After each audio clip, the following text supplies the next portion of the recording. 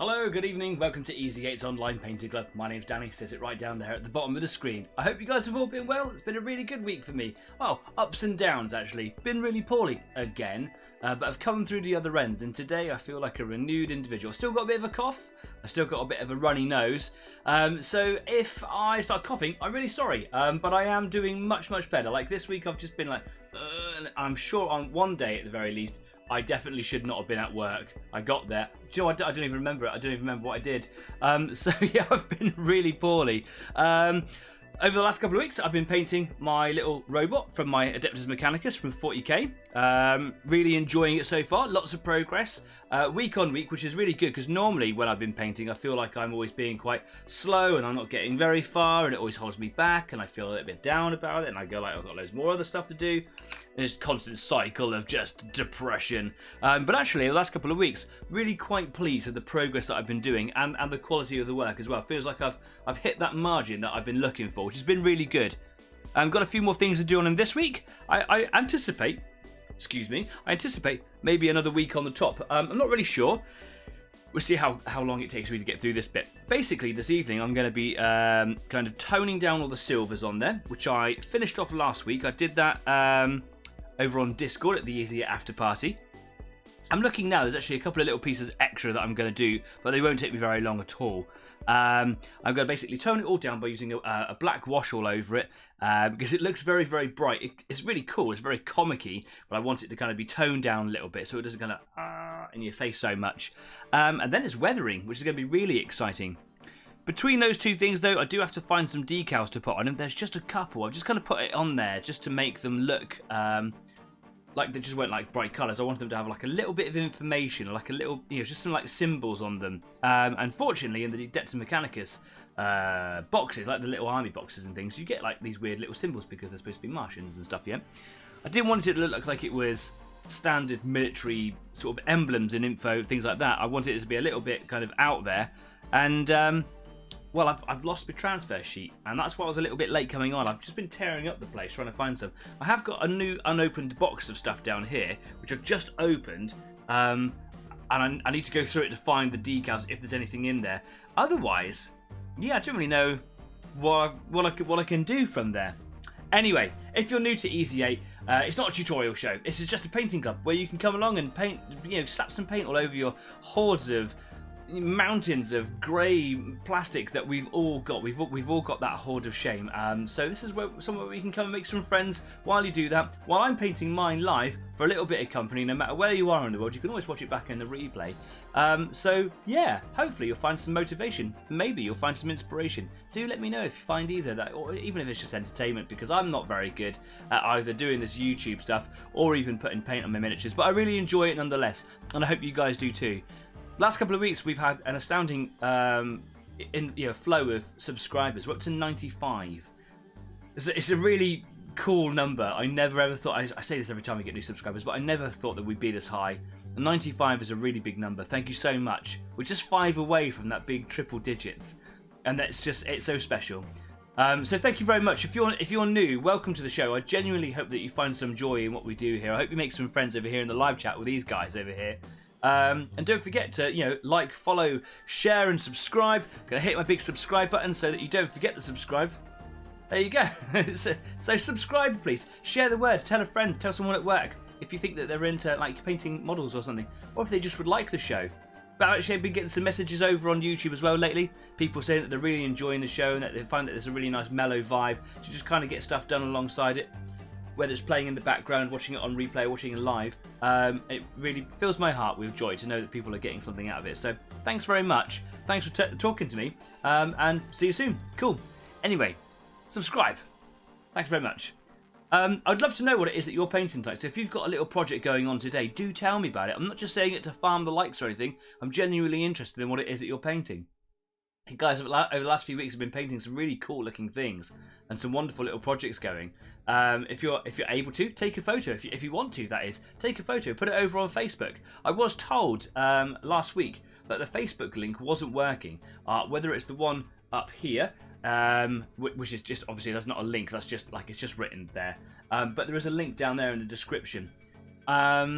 And I've tested them, but it might just be because, well, it's my link, so it might just work anyway.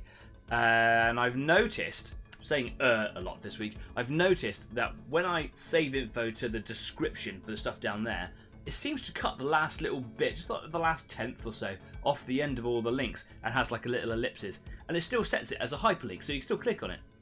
Lately, I've tried it the other day, and it just goes to a page which is unknown, which is a bit of a shame, because it means that for ages and ages I've had that link there and not ever really known it. So thanks very much for telling me. I really appreciate that feedback. That's the sort of stuff that I think I need to know so that I can, keep people coming and sharing it on all our platforms. So I've corrected it this week. I hope that it's saved. That I haven't actually checked it. I was really tired last night. I was like, oh yeah, I need to do the schedule.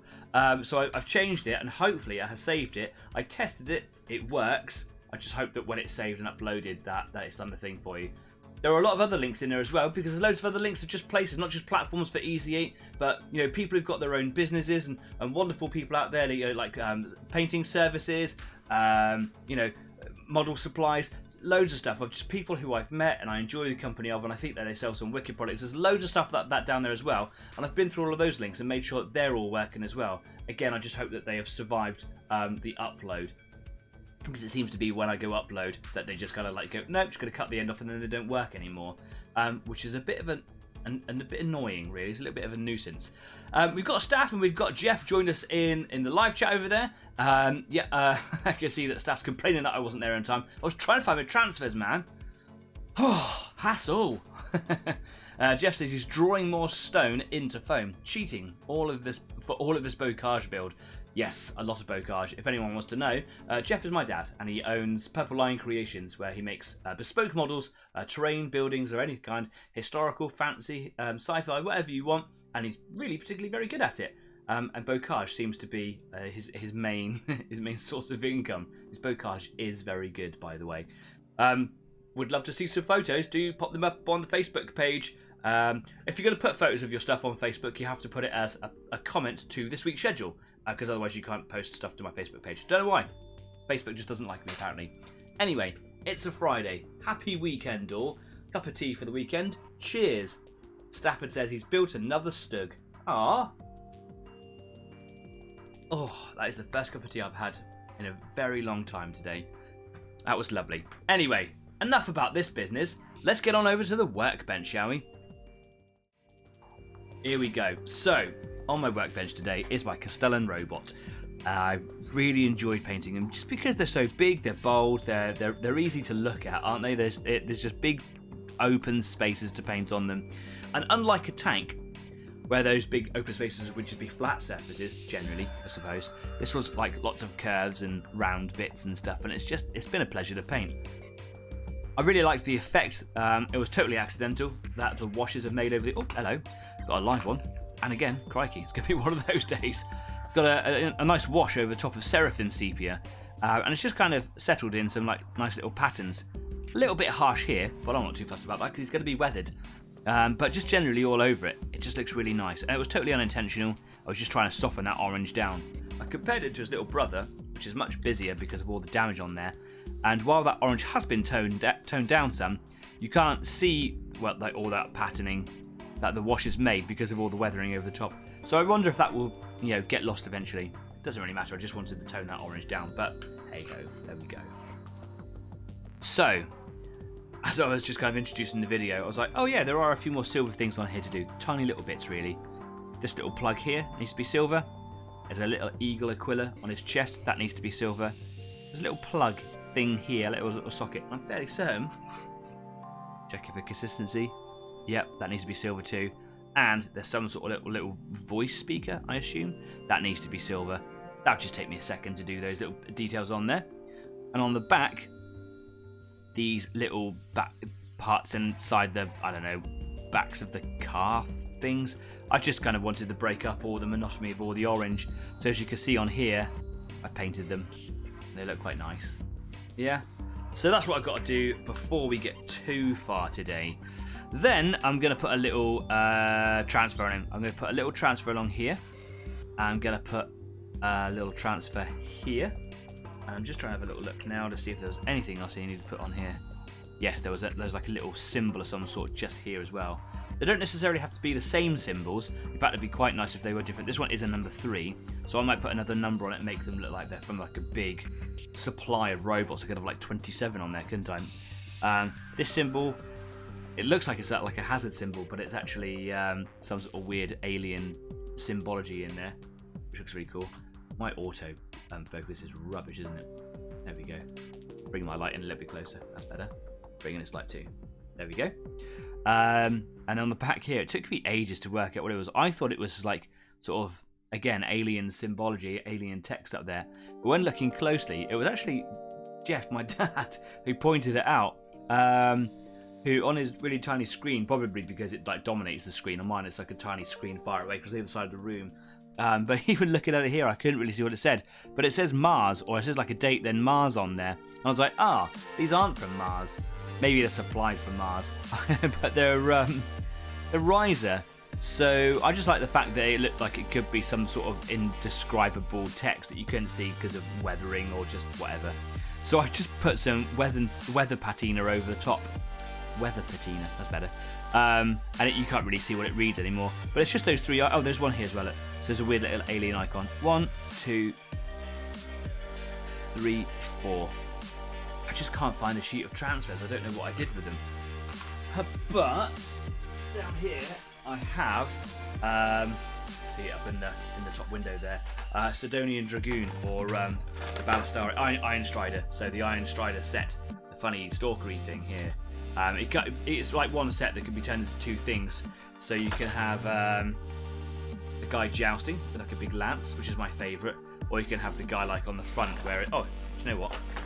Here's the instructions. So you can have a lancy guy, or you can have a shooty guy. I much prefer the lancy guy, but I was just hoping that there would be some sort of decals or something in the box.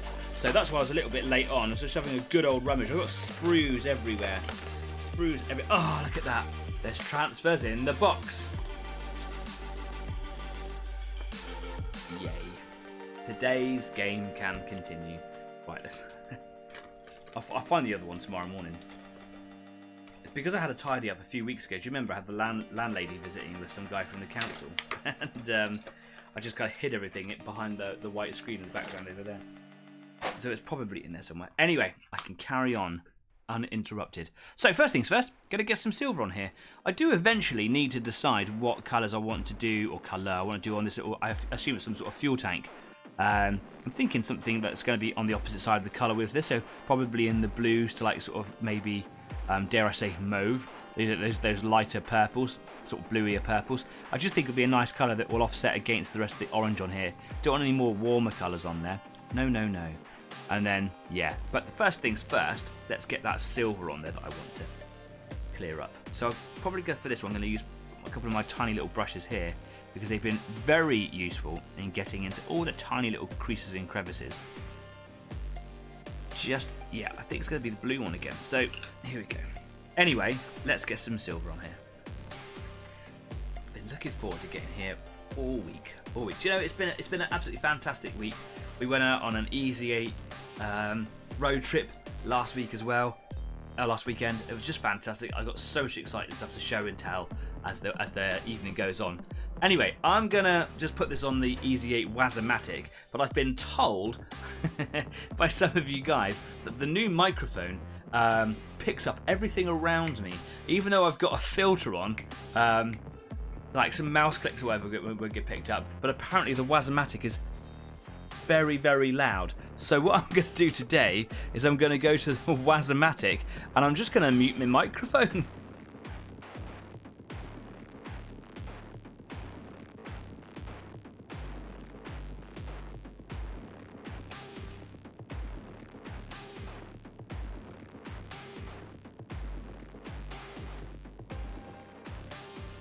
There we go. So I don't know how loud it is. Joe, I've not watched that bit on the playback. I normally do watch all my videos back out of some sort of weird, egotism. Now I'm saying it out loud, it sounds like I'm a real egotist. But, you know, I do like flick through my videos at the very least. I just haven't heard the Wazomatic. Okay, cool. What would a show be without a cat hair? Let's get rid of that.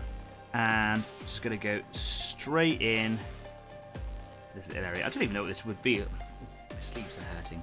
Right, I don't even know what these little areas would be. Some sort of vent, weird casing or something that's just not painted. I just wanted to, you know, break up a lot of the orange because there's a lot of orange on there. Let's make sure that I'm in shot. I am in shot.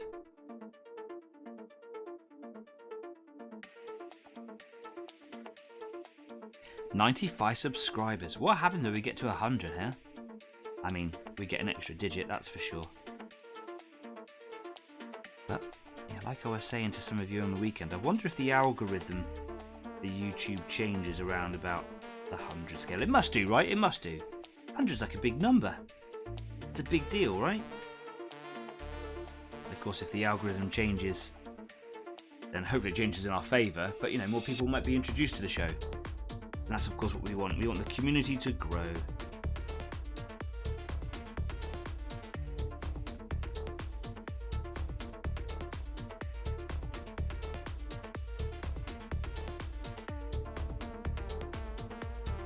We've been absolutely blessed in this area with some absolutely fantastic weather.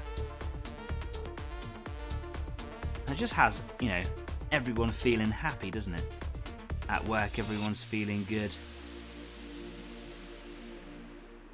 Everyone's out and about after work, feeling good. And it's not just like that it's really sunny and hot.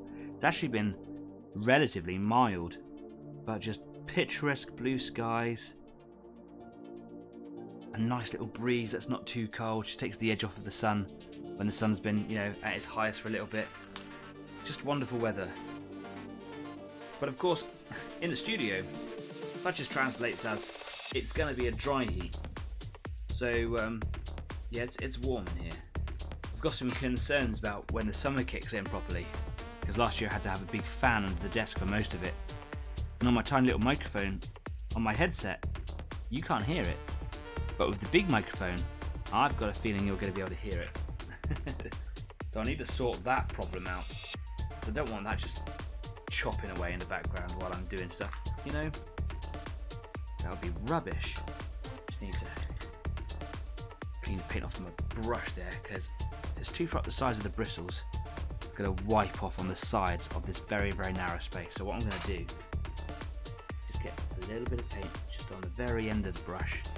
And then hope, oh, look what I just did. Look what I just did.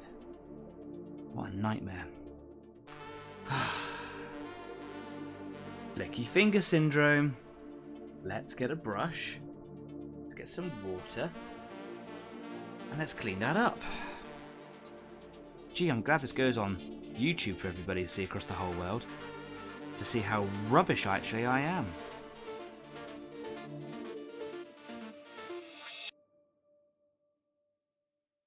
I'm going to be weathering it, so I'm not too fussed if there's a tiny little bit left over. But that was just utterly shambolic, wasn't it? Right, let's try again. Tiny little bit of paint on the very end of my brush. Just flicked over in my fingers there. Here we go. Just going to try and join that little bit up in the middle there. You can see there's like a little gap in the silver. See it? How many subscribers before you get ads in your program? That's a good question. A lot more. There are various criteria to fulfill. One of them is a minimum of 1,000 subscribers, which, you know, we are just short of a tenth of that number. Now, obviously, as the more subscribers we get, the more likely it is that that will become an exponential, not exponential number, but, you know, it will climb exponentially. But, you know, I'm not too fussed. I'm not here for all of that sort of stuff. Obviously, it would be lovely if we get like more and more people and even drive some sort of revenue through here to help me buy cooler stuff for the studio. I don't want to do it as a full-time job. It's a hobby. I actually am one of those horrible people that have got a fantastic job that I absolutely love, and I'm not prepared to. Sorry, lost you just before the Wazza stuff. Got you back now, so yay. Yeah, I don't feel that I want to quit my day job unless this job starts bringing in, you know, 7 figures, in which case we'll reevaluate at that point, I suppose. But it would be nice to have the larger community.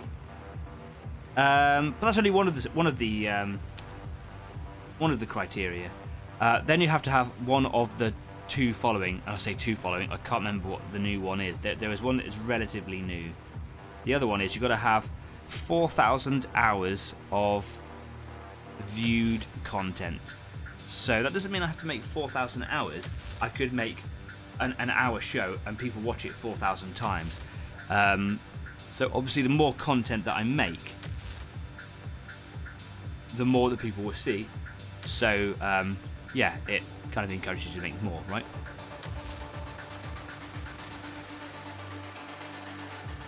However, that's all got to be viewed within a year. So I don't know if it's within one calendar year or if it's within a year of me starting the show, starting the channel. But yes, so I need to have 1,000 subscribers, 4,000 hours of viewed material. And there is another one that can be either one or the other with that last one, and I can't remember what that other one is. But yeah, we're a long shot away from that sort of thing yet.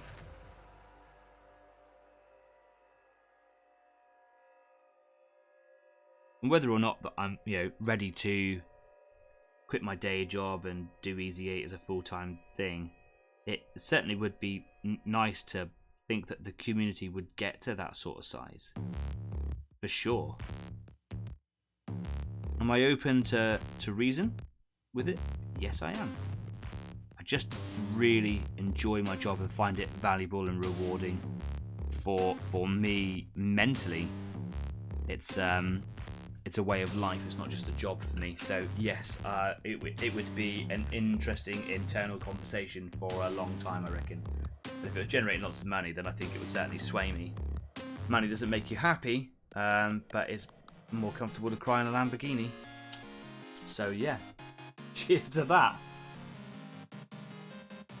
Not that I would buy a Lamborghini. Porsche all the way. Right, so there's that little bit of silver done there. Now I'm going to do these little silver bits on here, on the front, and then we're good to go.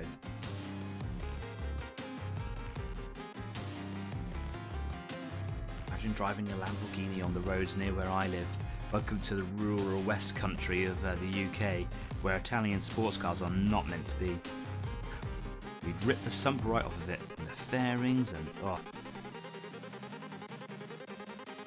0 to 60 in 0.6 seconds on a road that's 400 yards long. You don't have the time for it.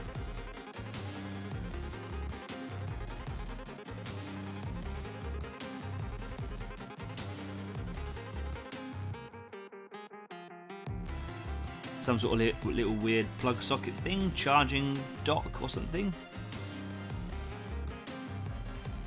Get the inside of that little bit there. There we go.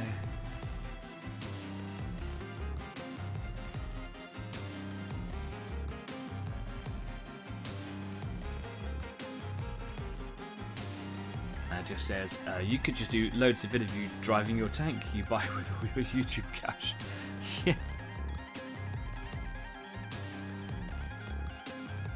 Do you know what? I hereby promise that if Easy 8 ever starts generating enough money, and I will determine if it is enough, that with that money I will buy an actual tank and I will drive it around and take videos. Dave has joined us. Evening all. Hi Dave, thanks very much for coming along. How are you doing? Hope you're well. Are you painting anything this evening?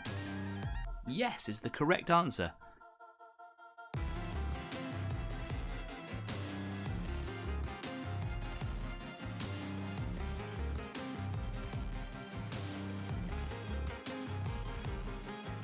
Really getting used to using this paintbrush things that, further down the handle. It's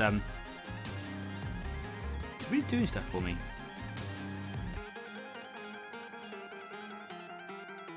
Started doing this last week. It was a subconscious move. I don't really know why I decided to start doing it. It's maybe because I'm like trying to hold across the model.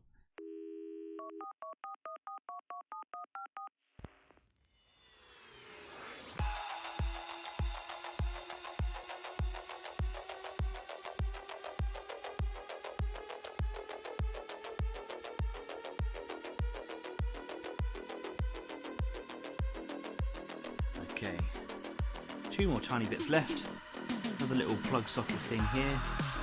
Maybe this is an audio output, auxiliary.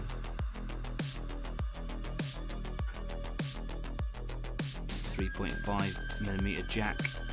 Put your headphones in. Or maybe it's a Tesla charging port.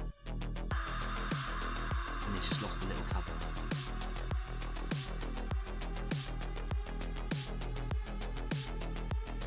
Okay, I think that's that done alright, isn't it? Yeah, it looks pretty reasonable. Fairly reasonable. I'll put a bit more on that quiller there, I'm not too happy with that. That's better. Okay, time for that little speaker thingy.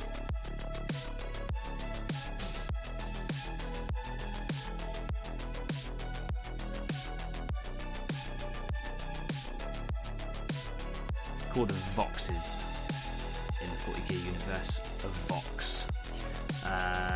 Dave, Dan's going to buy a real tank. I just made a promise, Dave. I just made a promise to all of YouTube that if Easy 8 as a YouTube channel starts generating enough revenue, then I will determine if it is enough.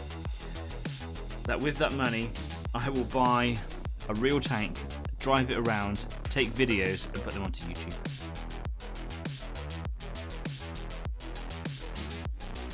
Because a tank is the sort of thing that you can drive around in the West Country, in the UK. Because a minute ago we were just talking about sports cars. You can drive a Lamborghini very well around here without ripping it apart. But a tank, yeah.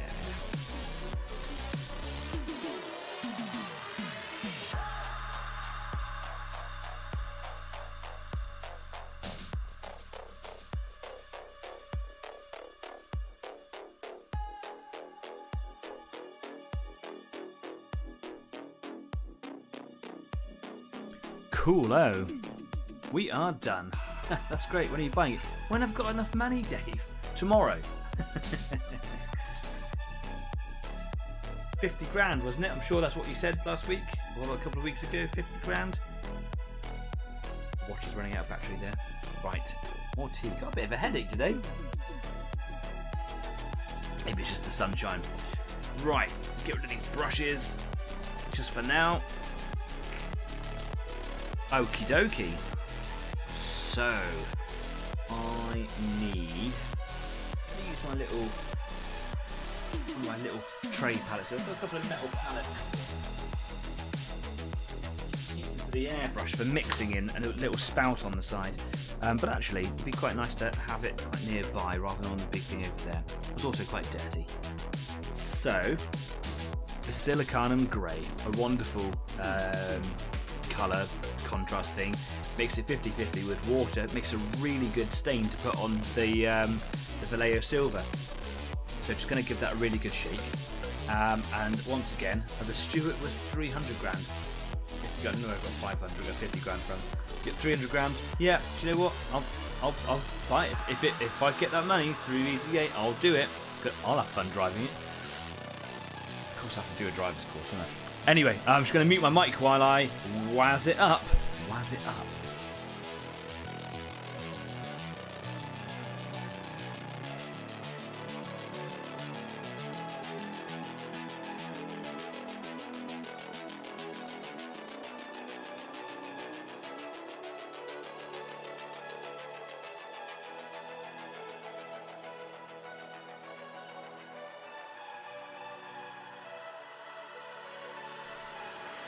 There we go. I just noticed that Dave's put in the comments there, what's the best thing to clean resin before painting? Just some warm water, not hot because it will deform. So just make it pleasantly warm to put your hands in. Washing up the liquid, toothbrush, and just make sure that you kind of cover up the whole surface, just thoroughly going over it. Often it's not necessarily that bad. It's only releasing agents that were in the mould that really does not like working with paint at all. Will really cause you a lot of problems. So I don't think it's really anything like on the resin itself. Resin's kind of like when it's dry, there's no oils or anything that really come out of it, so it's all just release agents. Right, so what I'm going to do to make sure that I get a pretty consistent mix here, so I'm going to use my little pipette, and I'm just going to take out some basilica, great. And then what I'm going to do is just control the drops that are going in. So I'm just going to go like 1, 2, 3, 4, 5, 6, 7, 8. There we go. The rest back in the pot there. Wash out pipette. Brilliant. Close that down for a moment. And now I've got some fresh pipettes over here. These ones are actually a little bit smaller, but you know, drops are drops. And I'm just going to go with some. You know, I don't even need to use that because I've got my big water dropper here. So some more drops. I was going to basically drop some like water in from my paint water, but I don't need to. It's really hard to control the drops. I just like completely flooded it. So we're going to see if that just kind of like works out to be 50-50. I make so many mistakes today. That was quite funny. Oh. So much for accuracy and precision. Oh, hilarious. Told you I'm not very good. Just literally poured a load of water in there. I can't do this gentle. I was trying to be careful so I didn't like put dirty water in my in the paint, but whatever. Let's get some water in here. Let's go add a couple more drops because it looks like it could do with a few more. I want a panther. Don't be silly. I want a T-34. Look what we've done. Look, we've created a monster. We've created lots of monsters. I want a panther. Don't be silly. Now that, like a Lamborghini, you can't drive that around everywhere around here, could you? Yes, you could go through all the hedges. It wouldn't be very long before you had that repossessed. And then you'd be sad. And then you'd be on here telling everyone how sad you are. And it'd be your own fault. Do you know it? Stay still, brush. Okay, cool. So I've got my little mix of paint now. I'm just going to go down to my number 1. I've got my little number 0 here as well. I've got my number 2 as well. But I'm just going to start popping some stain on here. I'm going to start on the backpack because it's where I started with all the silver. And, oh, come on, pick some up. There we go. There we go. The water just breaks the surface tension down, obviously dilutes it a little bit. Being a contrast paint, it's designed to create a filter, but a very heavy filter, and I don't want it to be that much. It's actually probably too much water in here, as expected. But it just helps tone down that silver from being very toyish. Helps define some of the edges and the details that are in there. It makes it look quite real.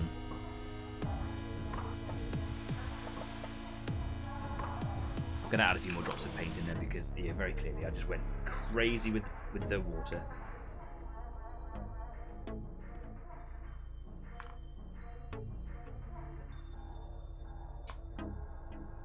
We got I've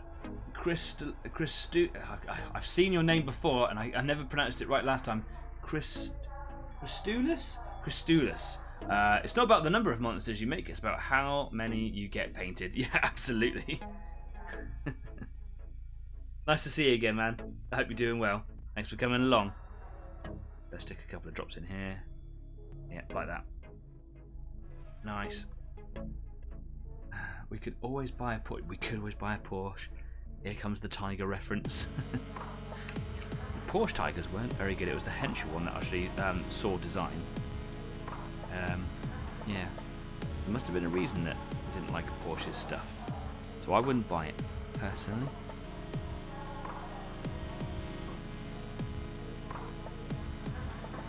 Now that has gone on rather thick, so I'm just going to add a dash of water to the actual model itself to help make that flow around a little bit.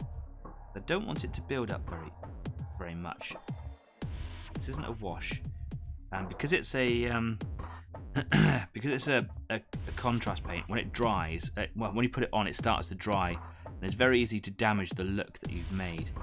Even though I've watered it down a lot, it's still got that property, it still has that quality to it. So I'm just trying to make sure that I don't rush, don't run ahead. There is a tiny little dot here that's already kind of dried. I might actually like to erase all of that and come back and try again. One of the reasons I haven't put the colour on the little tank here yet is because I know that I want to hit all this silver with a contrast paint. And I could be quite liberal with this application and not have to worry about neat, being neat, etc. The consistency of this paint now that I've added a little bit more paint to it is really good. Fill in all those little holes on the flamethrower thingy. Really itchy nose today. And where it starts to pool up, as long as it's wet, if I just drop a semi-dry brush into the middle of that pool, capillary action of the bristles just lift it all up. And that is how you're supposed to use any kind of contrast paint. I say any kind of contrast paint because there are loads of versions on the market now. When Citadel made them, everyone was like, wow, that's a product we've got to get in on. So now you can get Army Painter speed paints. Vallejo even have just started releasing them as well. I forget what they're called. They're a means to an end. For me, they're not a replacement for all my paints, but some people have been having some wonderful results with them. I have thought about having a go at Slap Chop as like a little bit of a project later on. I've got some orc models that I've never played orcs. I just love orcs. Why wouldn't you love orcs? They're great, but I don't want to like have loads and loads of models to paint and like do super detail and stuff on them. So orcs might be a really good opportunity to have a go at Slap Chop, and I'm sure they will come out really well. So for those of you who don't know what Slap Chop is, it is a new painting technique.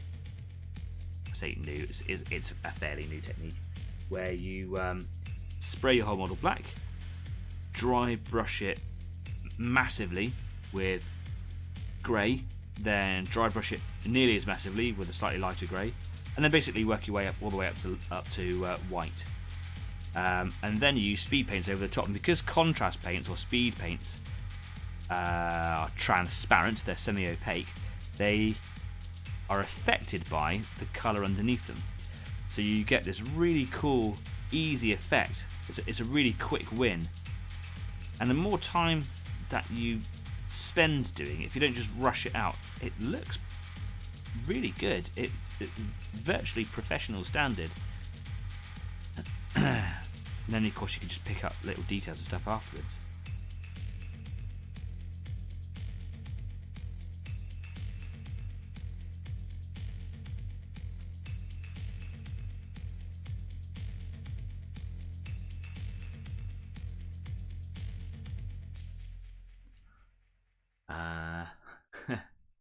Dave says the Panther suits you better, Staff. Thinking of a Ferdinand.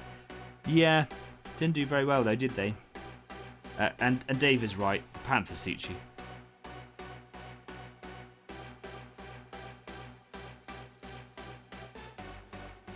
Big, isn't it?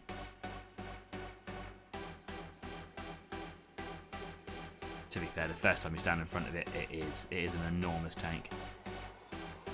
Arguably bigger than the Tiger, which is still a beast. Sitting in front of that 88 cannon, that is something else. Right, I'm probably going to move to a slightly smaller brush here, just to get into them nooks and crannies. I'm going to bring in my zero. Have another sip of tea, why not?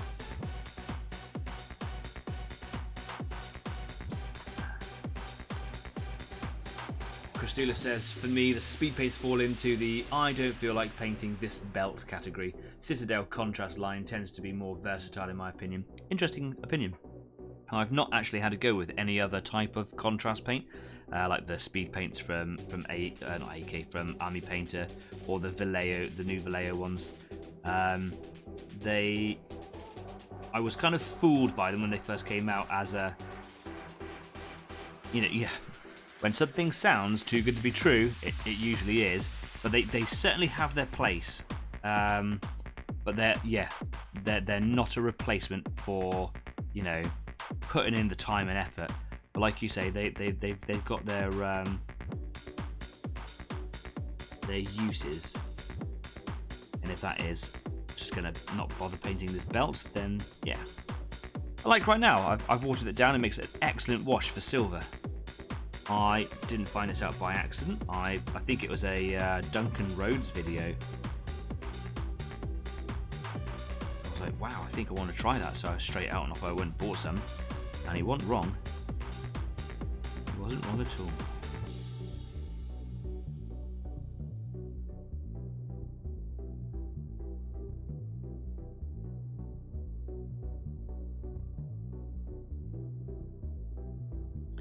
Already the effect on that silver is absolutely fabulous.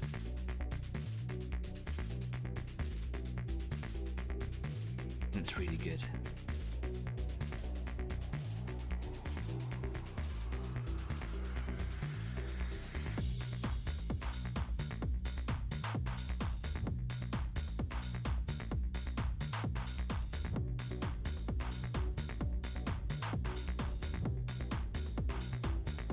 Cat hair in there, wonderful. It's got a little bit of a blob on the side there, so I'm just going to clean brush, just come in very quickly and wipe that up.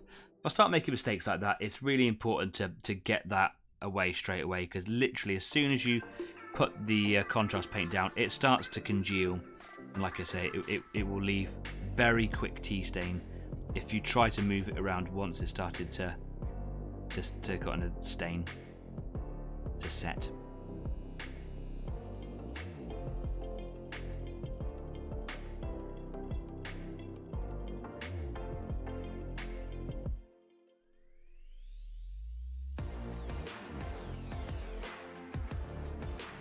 Hope you guys are all having fun and progress painting all of your stuff over there.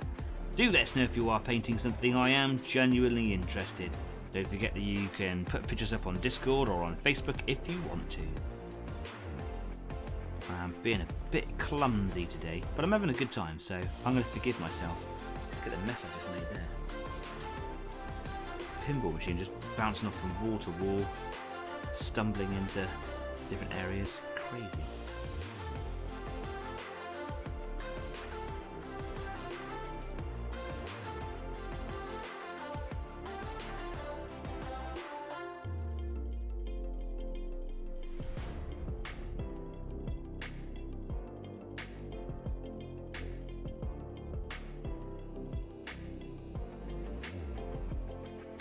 Terrain building, most paints in terrain building most paints are speed paint. In my case it's just house paint.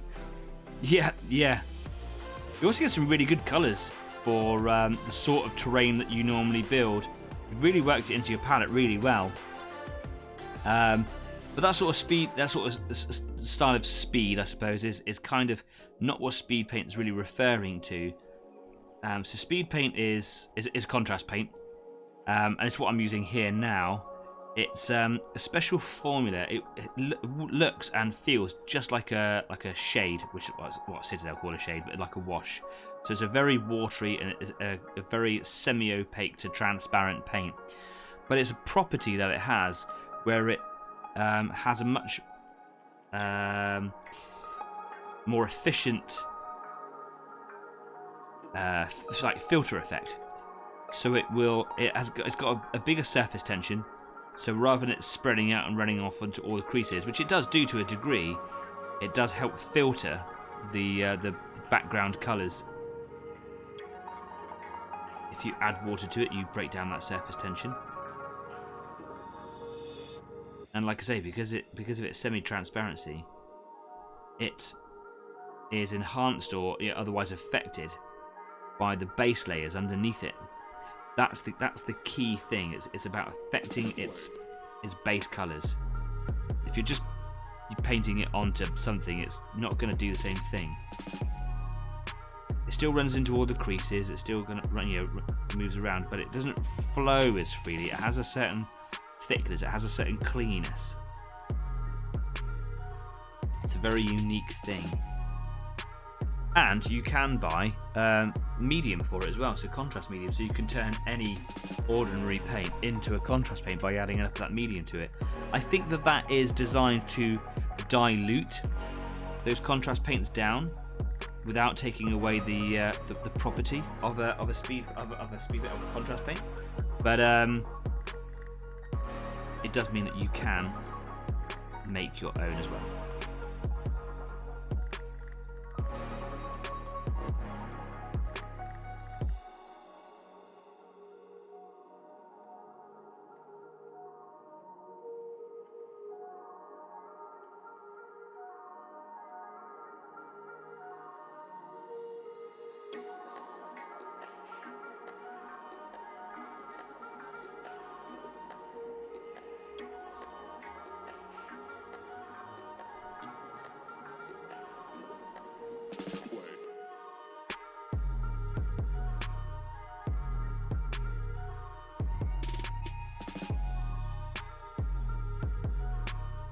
Yeah, I am being a real klutz today, just knocking things around all over the place. So Chris Dula says Basilicon and Grey is straight magic. Yes, like I say, I've actually diluted this down with water 50-50, or at least I tried before I poured a gallon of water all over it. But it's a really nice colour.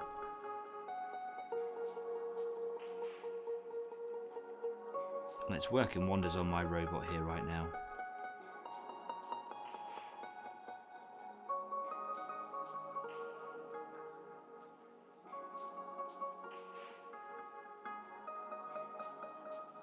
As I can see it all happening right now, it's looking really good. Yes, says I try to use a muted palette as the minis are star of the table. A busy bunch of terrain and you lose the minis. Yeah, that's absolutely right. You know, I've never really thought about it like that. It's very interesting that as a terrain maker that you kind of got that consideration as well. I bet that there's some people out there who would use their terrain products, not calling any particular person out, but I'm sure there would be someone out there who, you know, just wants to have their terrain being the star of the show, which I think they've every right to. But of course, it's the minis that are doing the thing, isn't it?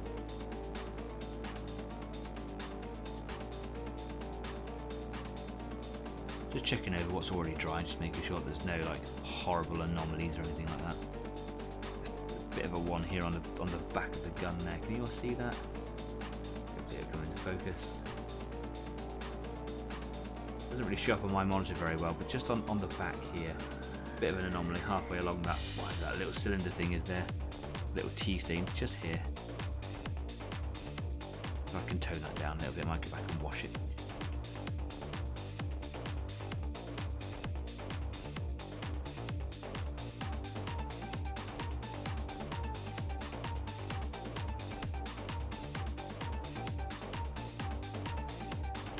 Don't forget, if you're just dropping in or you're just kind of flicking past, it's the first time you've seen this, Easy 8 is an online painting club.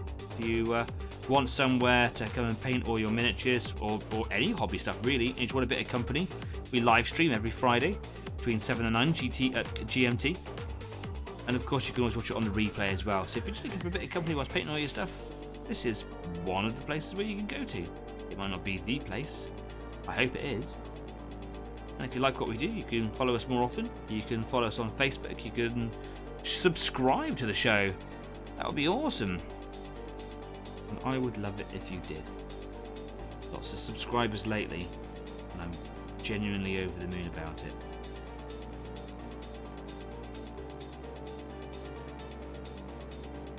Right. Again, I've got to go in and clean that up because I'm just kind of blundering in.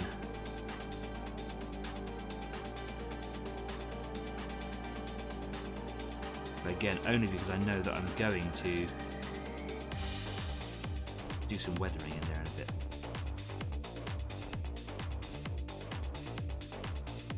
Got a bit of a blob there. That was a shift. I'll have to break that down with a little bit of cleaner.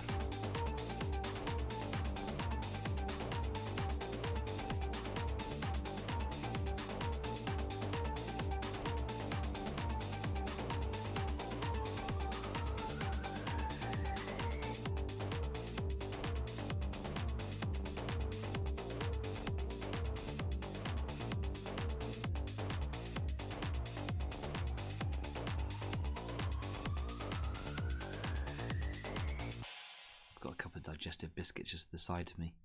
I haven't had my dinner yet, and and I'm just getting the occasional whiff of them. I might have to have a digestive brisket break. Brisket bake? That's not what I want. I don't want a brisket bake. I'm a vegetarian. I don't want a brisket. I don't want to bake it. Don't hit me with a brisket. I can't risk it. Don't start rapping. Sorry about that. Yeah, there's another anomaly that's just appeared down here. So there was like a little build up just behind his knee. And you can see that I just kind of picked that up and it's left a bit of a ring there. So what I'm going to do is I'm going to come in with a bit of cleaner, clean that up, and hopefully I can go back in and restain, basically.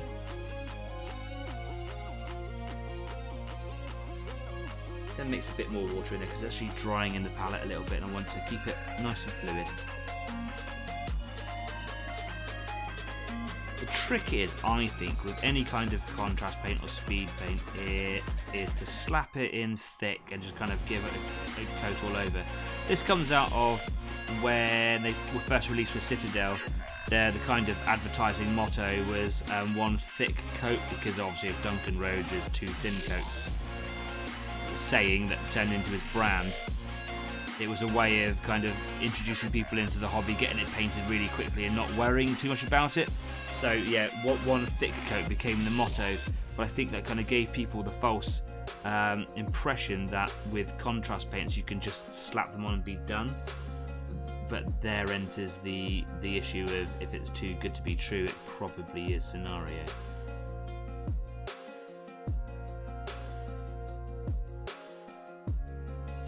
Deliberately being quite heavy-handed there, slapping it into that little crease.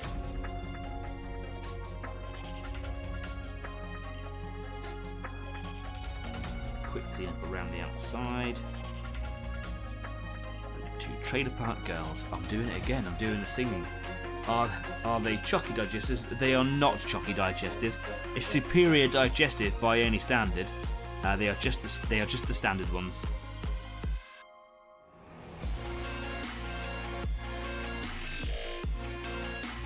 I can tell you now, they would have been destroyed immediately. They wouldn't have made it to the studio with me.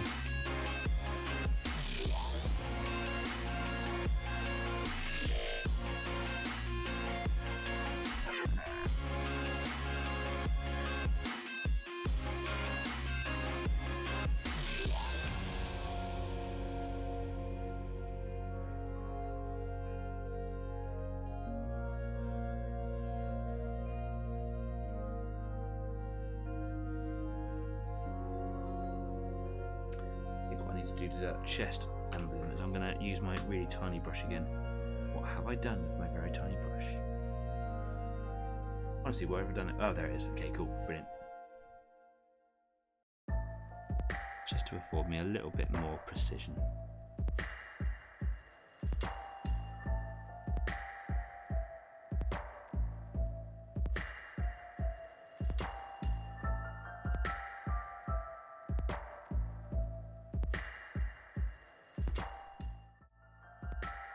Any second now, gonna be disappearing for a short break, which couldn't have come at a more natural point in the painting here.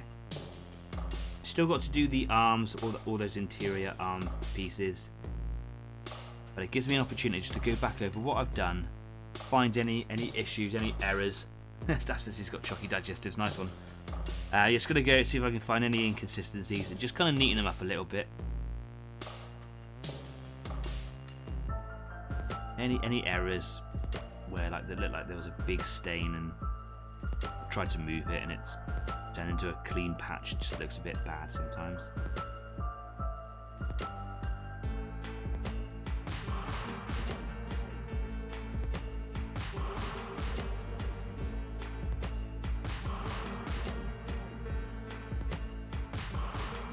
And that is that for a minute. Almost done with the silver, which is great. I'm really happy with the progress so far. Yeah, anyway, let's wash the brush out and have a quick break. So, I'll be back in about 10 minutes. In the meantime, I'm going to go and have a quick break. You should have a quick break, go refocus your eyes or stretch your legs or something. Whatever it is that you do, you should definitely go and change your paint water. See you in a minute.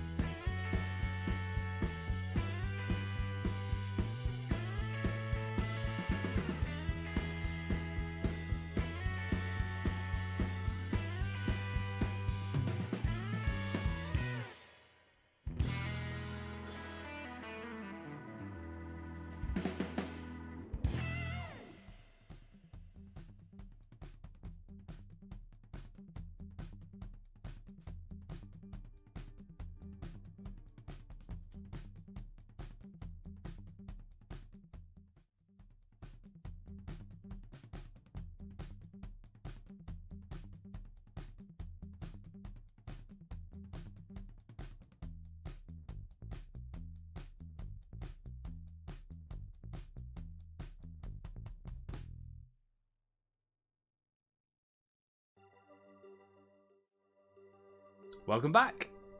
I hope you had a good break. I went and made myself an adult juice. Cheers, happy weekend. I didn't take the painkillers that I should have done for the headache that's definitely coming, but this should sort it out, right? Massive ice cube. I found a little ice cube tray in Morrison's the other day. It's massive ice cubes. I don't know why that makes me happy. Just like a big ice cube, apparently.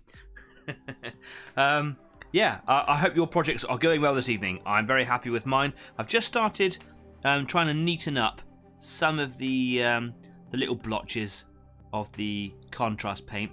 I was trying to use thinner, airbrush thinner on there, knowing that it's not as aggressive as like a proper airbrush cleaner, to sort of just clean up those surfaces, but it wasn't good enough really. It took a lot of effort to try and clean those bits up, so I've gone in with a little bit of airbrush cleaner, and I'm just very excuse me, digestive biscuit, just very gently just dabbing and wiping some of those little spots where they're a little bit too thick, and just cleaning that whole surface down so it goes right back down to the original silver colour. And then I'm just going to reapply it again because it seems to be the easiest thing to do. What I'm trying to be very careful about is going too far, because you can actually take all the paint off and go right back down to the plastic very, very easily. And I've almost done that in one tiny little spot, so I'm going to repaint it so it's not a massive problem. It will take seconds. But if I take you straight over to the workbench, I'll show you exactly what I mean. Don't forget that if you do like what we do here, if you're new or otherwise and just haven't done it so far and it appeals, please do subscribe to the show, because it would really make my day if you did. Anyway, here we go. We're just going to go straight to the workbench. Cool.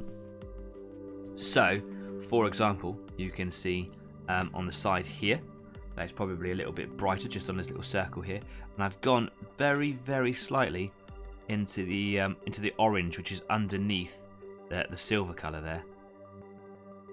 But I'm just trying to pull the thick black stuff away. Don't want it there. Yucky. And then the same on this side. What happens is that the contrast paint seems to like peel up into lumps, and you can just kind of lift it away. It's a bit thick down here while I was just learning my consistencies, so I'm just very gently gonna see if I can wipe some of this up too. And you can see how gentle I'm being. I'm literally using the very tip of the bristles.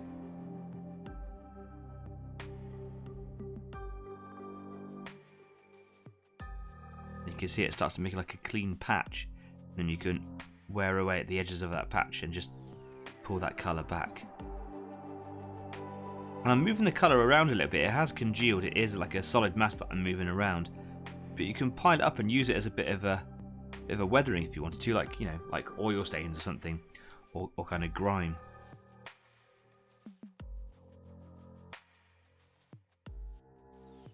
But yeah, just being very, very gentle.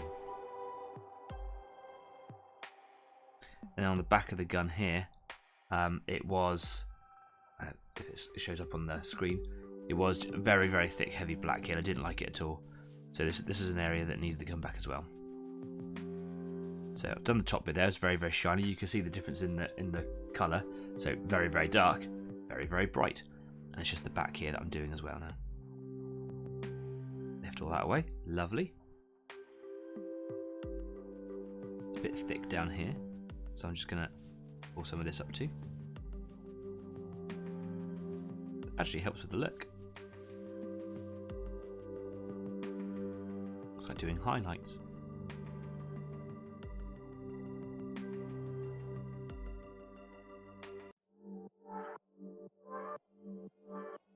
A little bit on the orange there. See if I can wipe that away. Be very careful when I'm doing it on the orange, because of course the first thing to go will be the sepia stain all over. I don't want to lose that at all, because I think it looks really cool.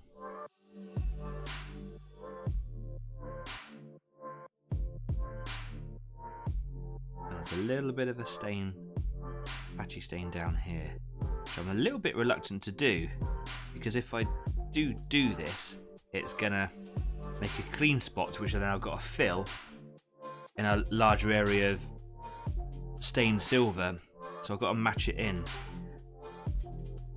But it stands out a little bit, so Where's my small brush? More cat hairs. Skippy brush.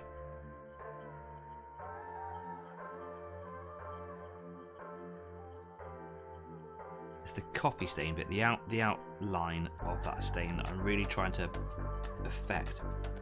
Just push that around a little bit, and it hopefully affects the. Yeah, I can actually move it around into the clean patch that I've made. Just kind of reconcentrate it in other areas. That has worked out very well. That was just accidental. Brilliant. Okay, we'll leave that for a second because the cleaner is alcohol based. It'll evaporate very quickly. So I'm just going to leave that to dry while I just do the arms and show you my very large ice cube, which is now completely shrunk. But hey, you know, cheers. Adult juice. Wow, every week I seem to get that measurement more and more potent. Fun. Right, so in the arms, and then that's all the silver done. Well, obviously the little bits that I've got to clean up. Got a little bit of the basilicum left in here.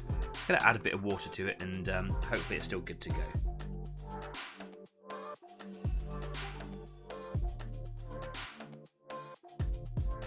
Just a couple of drops there, see what happens.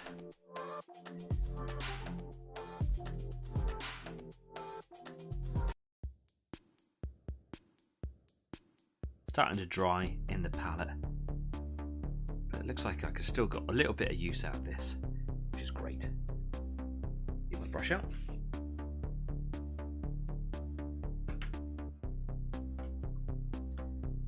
Over to the number one. Now you can see there's a bit of a skin developing in here. You see that lumpiness? That is exactly what contrast paint does. So what I'm going to do, just to avoid any disappointment, is I'm just going to lift that out straight away, give it a quick clean down, and yeah, just going to put some fresh stuff in there. I did wonder if it was going to do that. That is fine as far as I'm concerned. We've just got to get a new bit in there. Jeff says, are you going to give the red weed thing a try? We'll come back to that. What staff saying? Do not mention cat hairs. I'm still having flashbacks. Yeah, the red weed thingy. So Jeff, my dad, sent me a message on Facebook earlier on with a really cool concept thing that you could use for Tyranids or just red weed in general, or even something similar, like an alien creeper vine. It looks like an infection, and basically it was an artist had got some red wool, peeled the fibers right back down to the you know, the individual fibers that make up the string or the yarn, and then there's kind of placed them, making it look like it was an infected wound on their hand. And clearly they've used some sort of PVA or something to adhere it to the skin and kind of make it not look like wool anymore. And you can only tell that it's actually fibers by examining right up close. And you know what? I'll put that picture up on Easy8's Facebook page a little bit later on, because it's incredible. I'm considering having I've got the day off tomorrow, and I'm thinking about playing around with a big pile of yarn that my partner has got. And I'm just going to have a go and see if I can do it on my hand with glue, or with any sorts of products that won't be harmful to me. And then, you know, I could practice having a go on some like practice bases and things, and seeing if it's something that I can do for. I don't think it'll be good for doing little bases, but for doing larger bases like semi-diorama stuff, I think it'll be absolutely fabulous to have a go with. So, no, I haven't had a go at it yet. Yes, I'm going to have a go. Yes, I'll more than likely do a whole feature on something like that if I can make it go well. If it's something that it was because that artist is an artist and no one else could do it, then I'll probably just say that, and then I won't ever go there again. But it looks incredible, and I'm gonna be honest, I think it'd be great if I could do it, you know, as before it becomes wildfire, which I'm sure it's going to, is to be the first sort of YouTube channel to kind of get something on that. I think it'd be really cool. I'm not a selfish person, but I think it's nice to kind of have a bit of an exclusive, isn't it? Even though, you know, that thing needs to, the credit for it needs to be given to that artist entirely. looks amazing, and I will credit that artist. Cite them entirely. Right. 4 drops of water went in this time. I'm going to use the water from my water pot, even though it's a little bit grubby, because I can't use my big pot accurately. 1, 2, 3, 4. That is precise. Let's mix that up and see if that's the consistency that I want. It looks like it is. I could probably even do with another drop of water in there, really. But I'm going to stay with it for now, just see how that reacts. Do not mention cat hair still having flashbacks.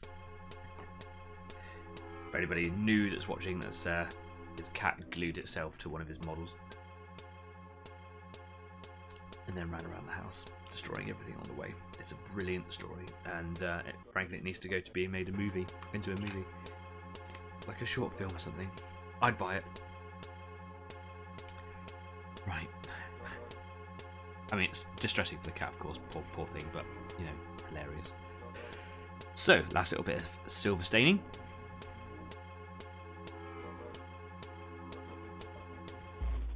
Oh, I've just realised I do the insides of the hands and I haven't done that either. So the reason that I've had a little bit of silver left over is because I did so much of it last week, it was actually making me go a bit funny in the head.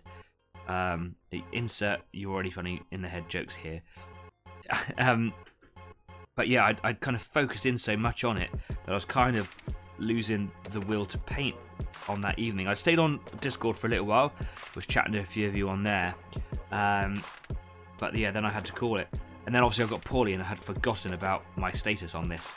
I thought it was just those little bits that I'd done earlier on, but I've got to do the inside of the hands. So inside the hands in there, I'll do the silver, but also the insides of all the digits. What I think I'll do is I'll just... I should imagine by the end of today's show, I'm just going to get, you know, it prepared for the weathering. I can't see me moving on to weathering tonight. And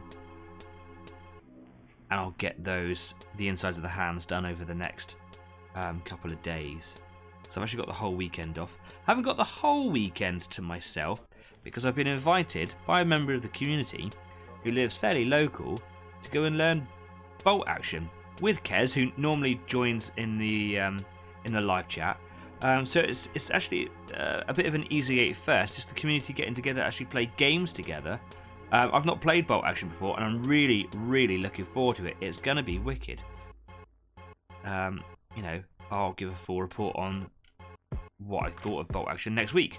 I'm genuinely really excited. So yeah, thanks, man. That's so cool.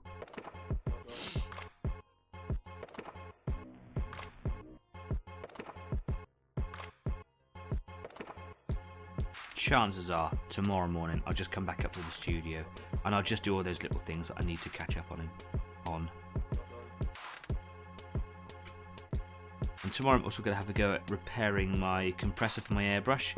I've actually removed the compressor from the workshop just at the end of last week.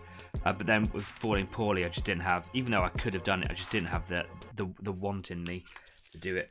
And I think I've found where the leak is coming from. It seems to be coming from, with actually Dave's help in the live chat, found out where the leak was coming from. It seems to be, rather than coming out of an area that I thought it was, it seems to be out of a screw thread join where a pipe joins onto the actual compressor tank.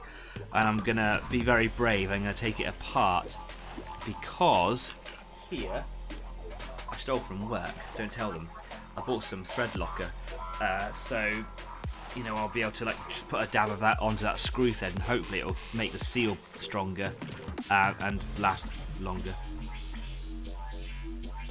So yeah, I'll be doing studio-based things tomorrow, and I can come up here and, you know, finish off these silvery bits. It's one of those things that as I'm kind of going through it, I go like, oh yeah, and that bit, oh yeah, and that bit, and that's a little bit annoying.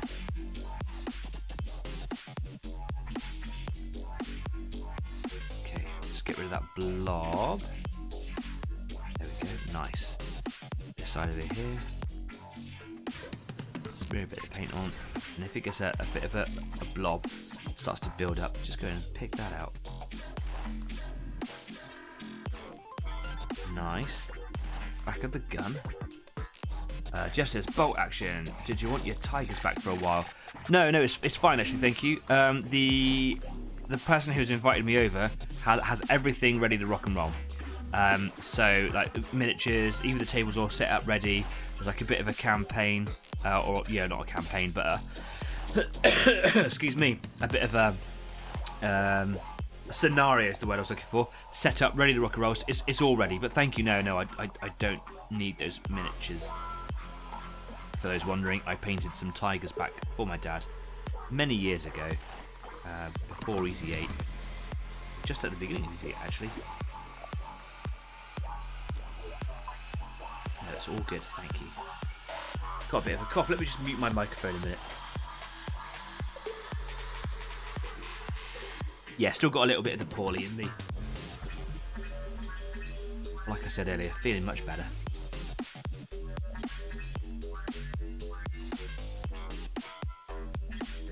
Okay. Oh, that's made my eyes water, that has.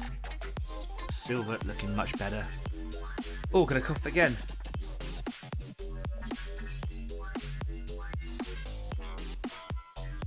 Yep, that got it. Hopefully. Made my eyes water. I think I'm being tempted to go in a bit too heavy on the stain on the arms. I got the consistency near perfect, so it looks a little heavier in some other places, but that's because of course I just didn't get that mixture right at all. So just to get right up in the corners of the armpits, in the shoulders here, going straight back to the smaller brush, just to bring that colour in. Up there, load that brush up, because it's so tiny, barely got any belly to it at all. Go, that's better.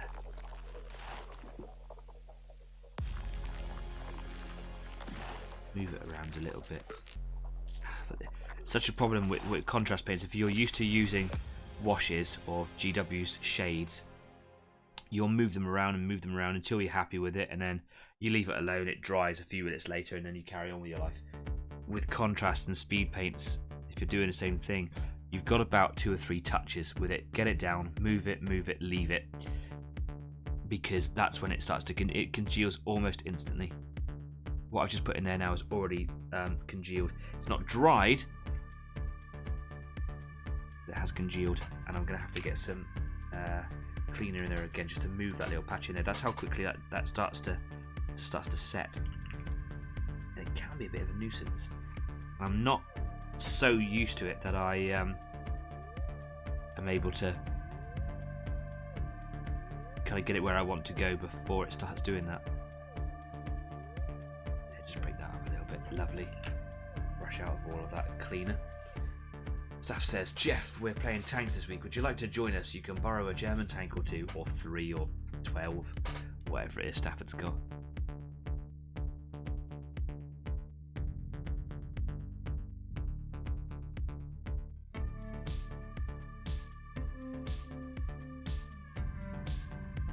Oh my gosh, I'm just getting this paint everywhere today. Oh, look at it. It's all up under his arm in there.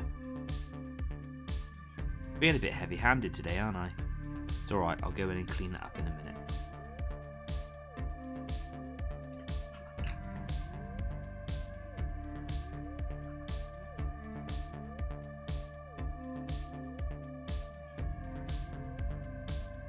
Like I said, I'm not actually that good, as you can clearly tell. So, yikes, that's a... Look at that stain under there, look at that. Do you see it? Do you see it?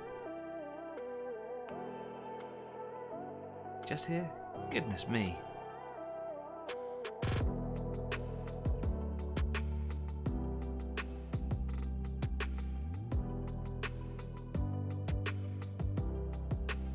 I'm very, very conscious about the fact that could be affecting the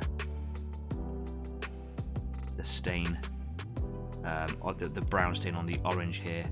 And frankly, if I knew I was going to be this heavy-handed, I would have put a layer of varnish down before I started doing this bit, which would just give me that extra seal against the damages caused by cleaner. But that that seems to have gone reasonably well. Oh, I'm being a bit of a doofus today. Well, whatever. It might well do that, says Jeff. Dave says we've got all different tags that you can use. I've only got 22 painters, says Stafford.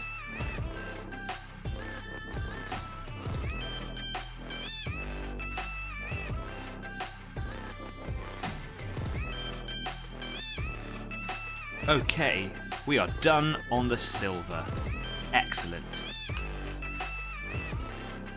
Took a bit longer than I wanted it to, but that's alright, it's fine. It still looks really cool, and I'm really chuffed. I'm just going to let that dry just for a minute, and get the airbrush all sorted out, whack a load of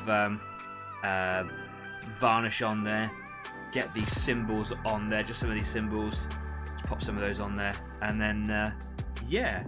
In fact, if I've actually even got a little knife here, I know that I've had my knife downstairs, so I might have to get inventive, because I don't like to break the wall and pause to have to leave the room, and you're not going to see behind me. It's not going to happen, man.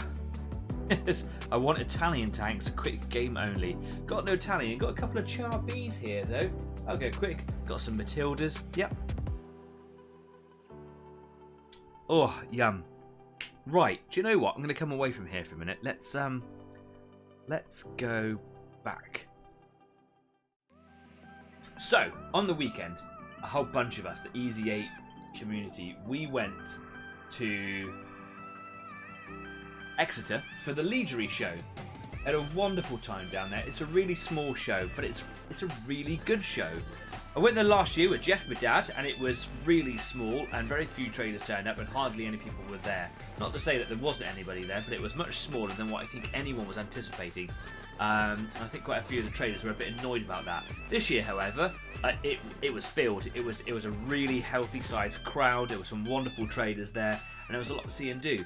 We got there for about 9:30, and then which was too early, but we still went in anyway.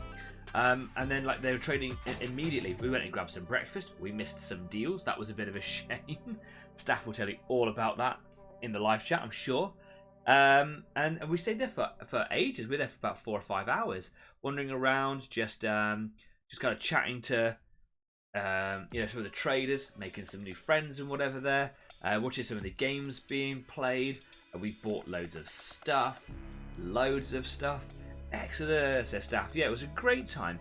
And I bought some stuff there. I'm going to show you that now. There was an absolutely wonderful store called Ironclad Miniatures. If you go to the Facebook page, I've already put up a little link to them, whatever, little shout out to them. These guys do some absolutely wonderful terrain pieces and miniatures and things.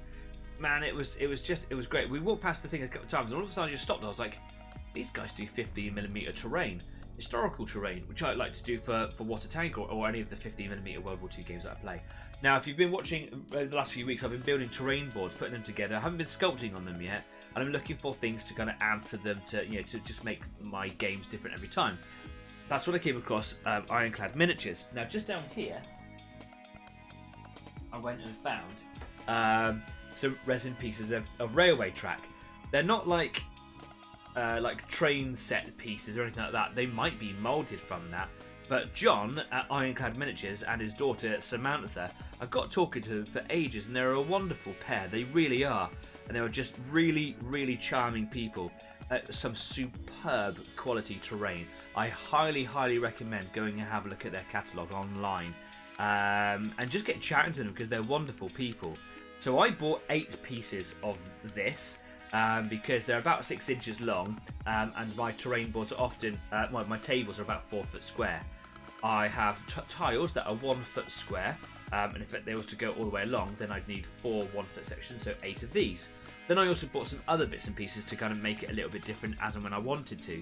Looking at the actual quality on the moulding, it's flawless. There are some air bubbles on the underside, who cares?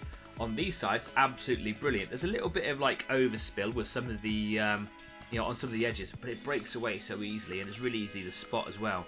And they join together, like they're not seamless, but with a little bit of sandpaper, very, very briefly, it will match up spot on. And it's just, I'm going to go back to the workbench just to show you up close, because it's fabulous stuff. It really is. So here we go. I hope that this shows you the quality well enough. So you can see this is 15mm as well. They do it in all different scales as well. So if you wanted to have a look at different scales, they've got it all there as well. If I come in nice and close, hopefully my autofocus will show you that it's got wood grain in all the sleepers. Is it going to do it? Is it going to do it? Come on, autofocus. Do your thing. There you go. So you've got the gravel, you've got the rails, you've got all the railroad spikes and pins and things in there. There's actual wood grain in all of the sleepers. It's absolutely fantastic. And you see what I mean by a little bit of overspill and moulding?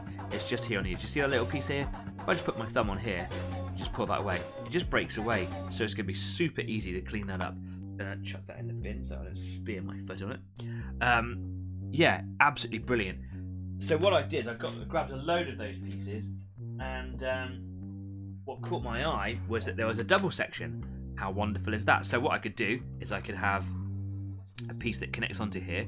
I know it looks different colours, but that's just different types of resin. That's absolutely fine. Matches up quite closely, but a little bit of sandpaper would be absolutely brilliant.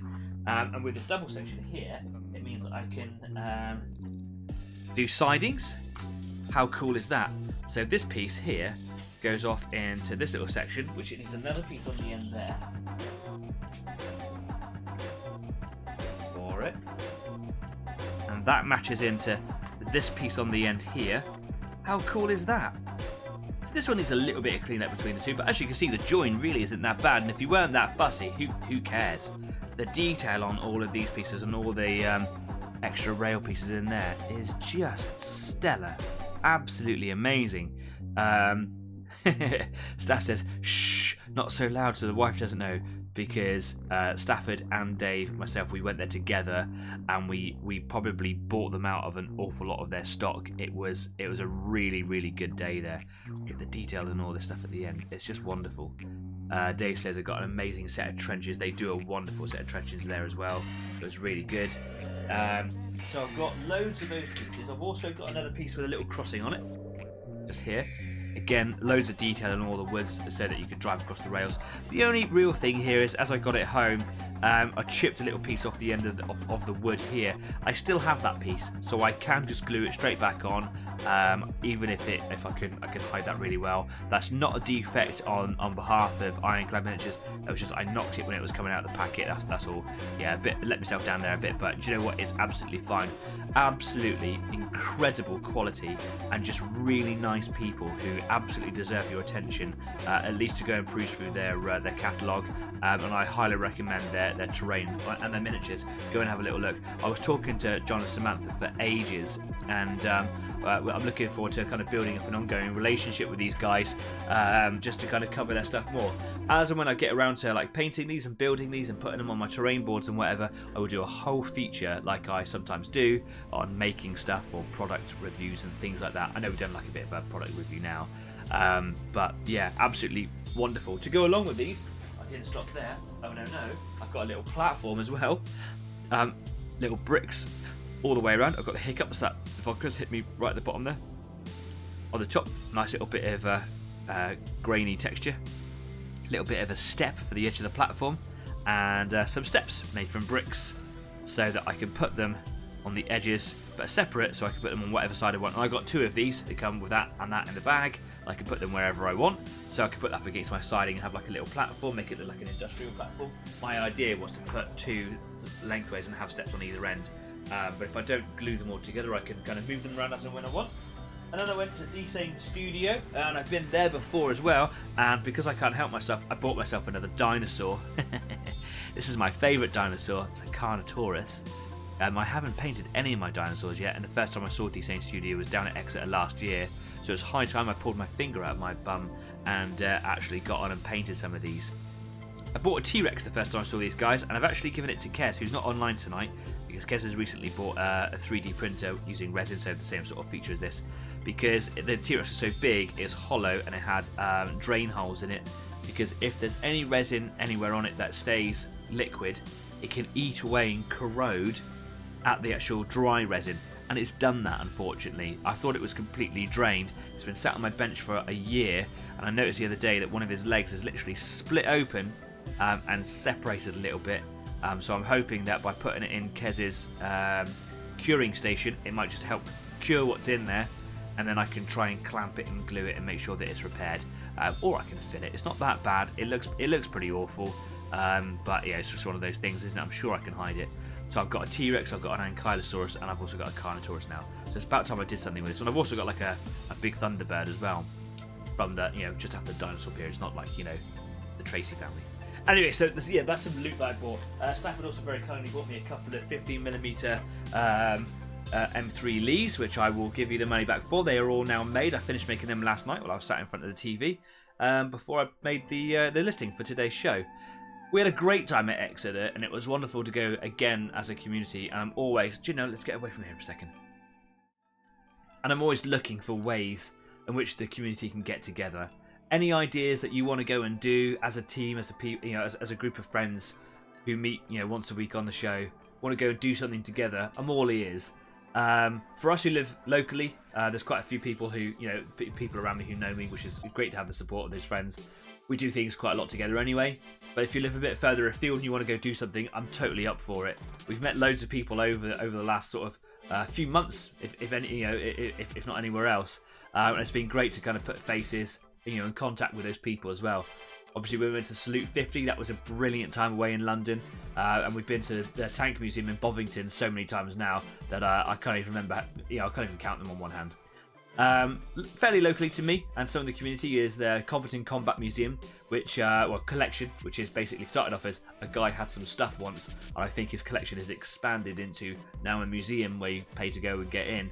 And that would be a great day out because we can literally just pop up there. It's only about 20 minutes away. Of course, if you're interested in going to that and you live further afield, let me know. There's all sorts of different ways that you can contact me. Contact me here in the live chat every week. In the live chat over here, in the comment section down there. Like, I read all the comments that come in. I've been talking to people on there recently as well. Facebook, you can contact me on Facebook, or carry a pigeon, whatever way you want to. Some comments that are going in. Staff says, I got a set of ruins, garden walls, and a barn. It was beautiful stuff from Ironclad. It really was. Dave obviously got his trenches. They look stellar. They are really, really good. We're seeing all the different scales on the table as well. Was wonderful.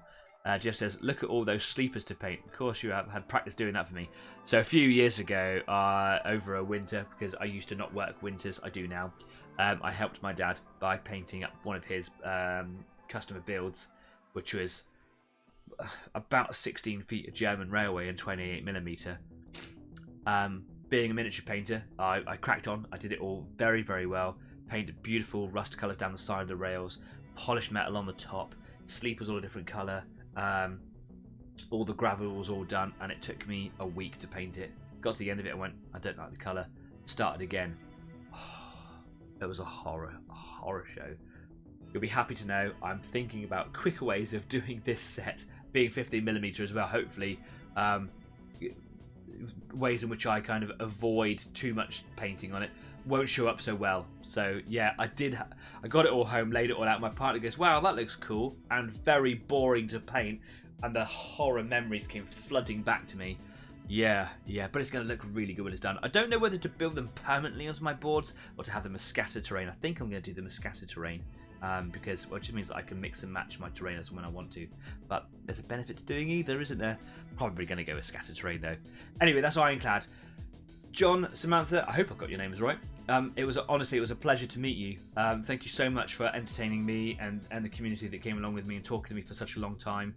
I really do look forward, as with all the people that I've met over the last few months, I genuinely look forward to an ongoing relationship between Easy 8 and your your companies, your businesses, because I think that that's what we should be doing. I don't ask for any money for Easy 8. It's not a job, it's a hobby. The doing the stuff here in the studio is as much a part of the same hobby for me. They're one and the same thing now, and I think that it's something that we should do.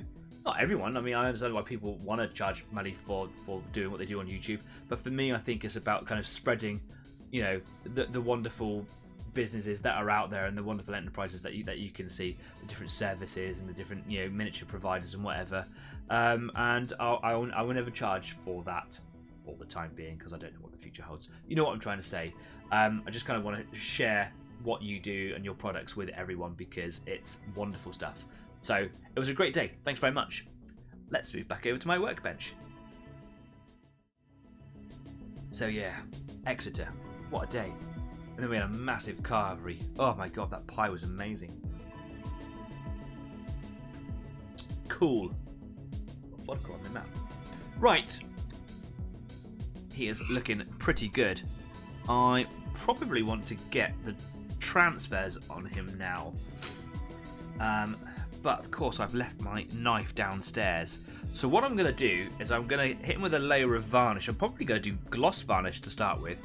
What that's going to do, gloss varnish is really good for putting decals on because of the nature of gloss, it goes on super shiny, as we know. But the reason it's shiny is because it has a thickness to it. Basically, it's slightly more viscous, almost microscopic level.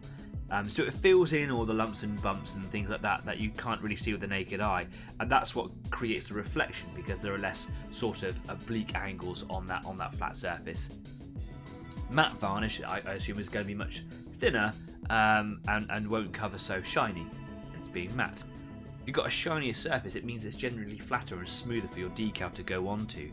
But my decals are going to go onto really flat surfaces now that I'm thinking about it. The really big open surfaces, 1, 2, 3, and then 4 up there, and I had no trouble with it in the past.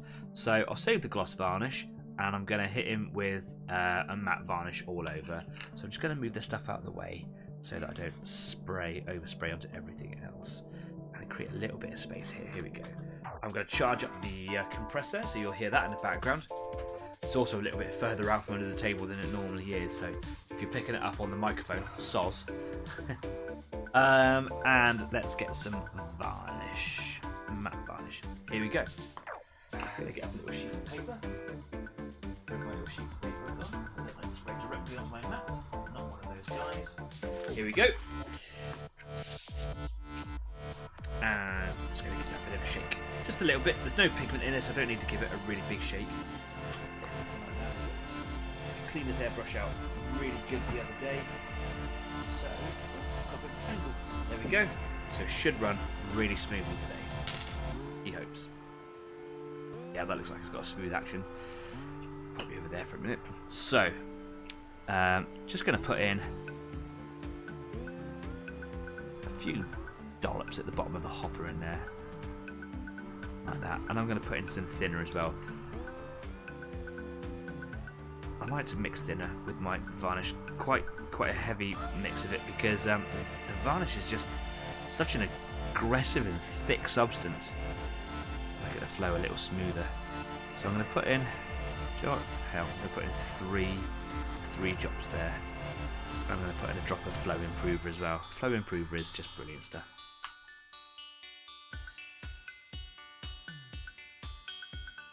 There we go.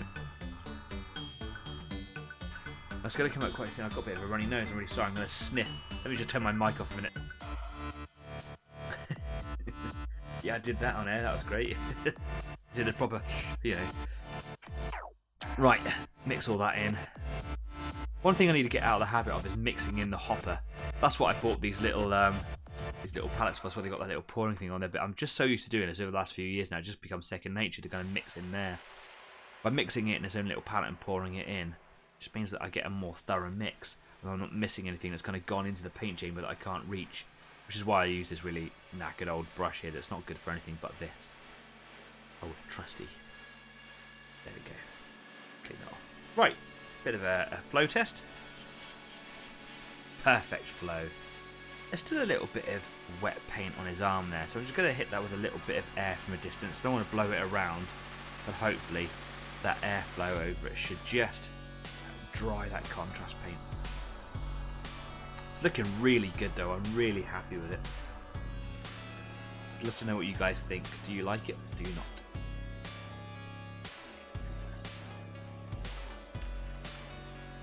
Okay, here we go.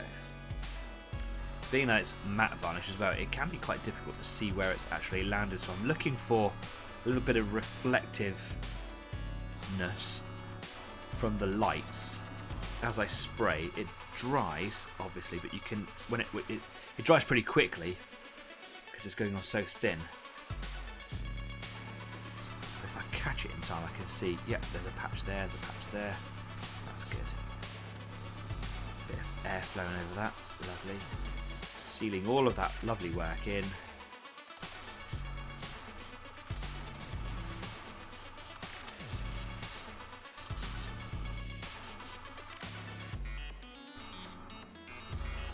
Still got to come up with a colour for that fuel tank on his flamethrower.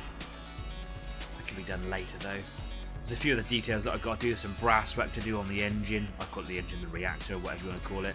Some details that I clearly want to pick out on the flamethrower. There's some hoses that are all going to be black on there as well.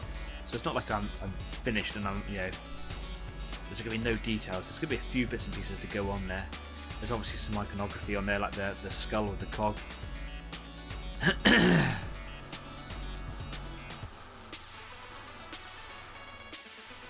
Big fleck of silver under there, so I'm going to have to hide that with some weathering. Missed that when I was cleaning up. Too late now. Sealed. God, I've been so clumsy today. Still enjoying myself though. Still looks good.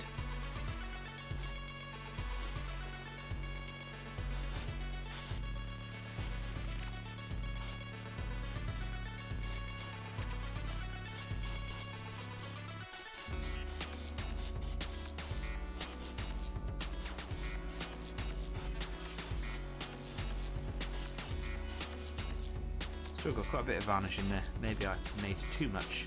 One of the things you've got to think about if you're adding like varnish or a paint and you're adding thinner and flow improver, by adding in those mediums, you're actually adding more mass to put through. So if you think, oh, 5 or 6 drops will be enough, if you're adding, you know, 3 more drops in on top of that, then you've actually got about 8 drops. So just one of those little things that I tend to not really actively think about that, yeah, that perhaps I should.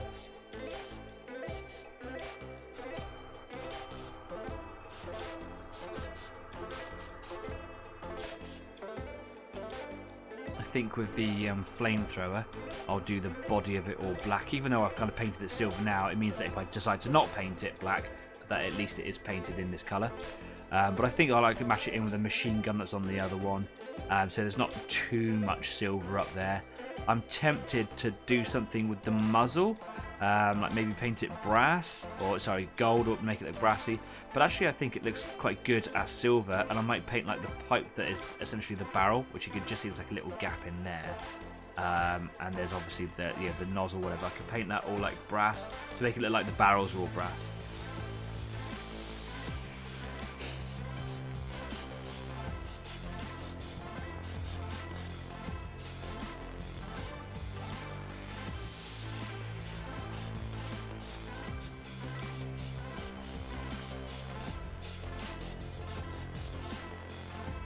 I've only got a little bit left. I'm just making sure that I use it all rather than wasting it all. If I had loads and loads, and I would just chuck it. But you know, I've got it in there. Might as well use it, right?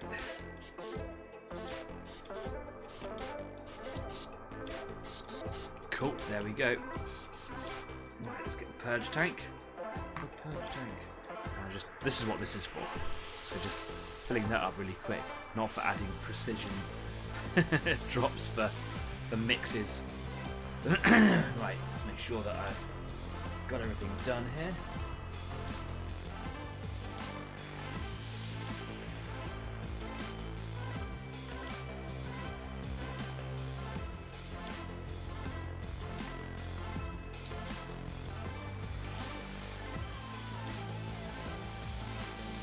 Come on, drain away, that's better.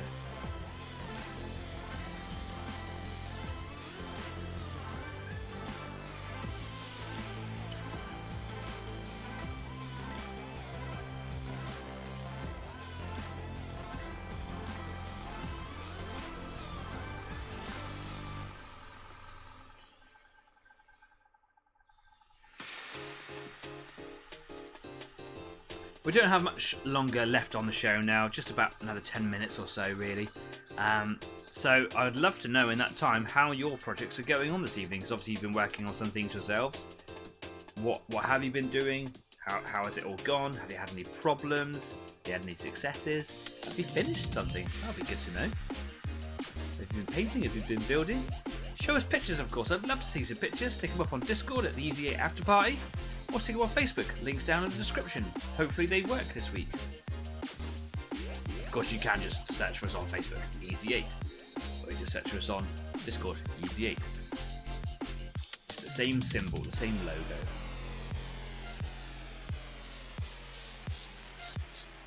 Cool. Just because this varnish is particularly nasty stuff in the airbrush and it clogs up real bad, I'm just going to put a couple of drops of neat cleaner in there. There we go. Flush that through.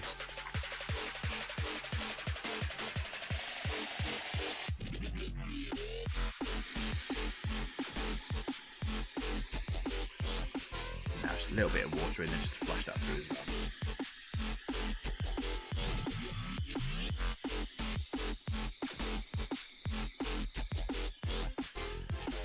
Get the compressor off there. My monitor just turned off there, that was a bit weird. Nudged it and it came back again. Peculiar. Jeff says, still drawing stone into foam. Kinda hate my life at the mo. Ah, say that. But yeah, I bet it sounds a bit boring. There's always the monotonous task, isn't there? There's always that horrible thing that you've got to do. Anyway, this guy's looking really cool. Genuinely would love to know your thoughts on it. Actually, that varnish has really brought out the stain that's on the orange. It looks really quite grubby and quite weathered. That's going to go a long way to helping his overall look later on. Cool. So yeah, obviously I've got to still do the inside of the hands. That's a bit of a nightmare. Never mind. But you know, it's one of those things. Put those decals on, and then yeah. So there's little details here like all these pipes in the reactor. 1, 2, 3, 4, 5, 6, 7. Is that of gold? Yep. 1, 2, 3, 4, 5, 6, 7. Cool. There's a little hose in here as well, which will just be black. 2 little hoses in there. They'll be black. Obviously, got the hose on the backs of the legs. 1, 2, 3, 4. 2 on the arms. 1 on top of the gun. They'll all go black because that's my hosey colour. Oh, excuse me. Got the hiccups. Paint this an interesting colour. Just to break up the temperature colour of it all. Temperature colour? Colour temperature? Yeah. You know what I mean. Icons. And then some cool feature on the faceplate. Obviously weathering. I reckon another week or 2. I don't know. Depends on how much stuff I get done between shows, like during the week or whatever. But yeah, hopefully he'll be done very, very soon. I don't want it to start crawling because that will just, you know, upset me and I'll cry. But yeah, looking really good. If I compare now side by side to his brother, yeah, they look really cool, don't they? So you can see on the machine gun here, I've done the body of the gun black and just kind of made it weathered with lots of sort of silver flecks from a sponge.